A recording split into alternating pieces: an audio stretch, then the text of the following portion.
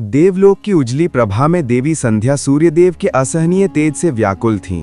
उसी पीड़ा के क्षण में उन्होंने अपनी योग शक्ति से अपने ही स्वरूप की एक प्रतिछाया रची, जो उनके जैसी ही थी, बस उसकी आभा थी गहरी और शांत।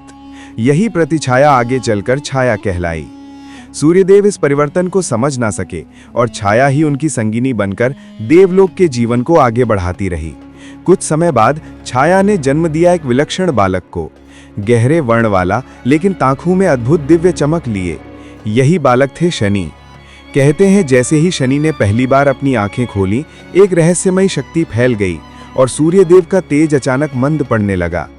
देवलोक में चिंता छा गई और सूर्यदेव क्रोध से भर उठे।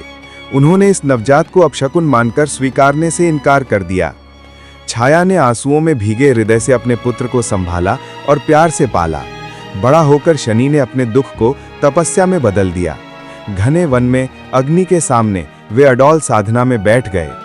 उनकी कठोर तपस्या से प्रसन्न होकर स्वयं महादेव शिव प्रकट हुए और उन्हें वरदान दिया कि वे सृष्टि के कर्म फल दाता बनेंगे, न्याय और सत्य के रक्षक। और इस तरह पिता द्वारा अस्वीकार किया गया एक बालक बन गया ब्रह्मांड का न्यायाधीश, शनिदेव, जो किसी से बैर नहीं रखते, बस कर्म का फल देते हैं।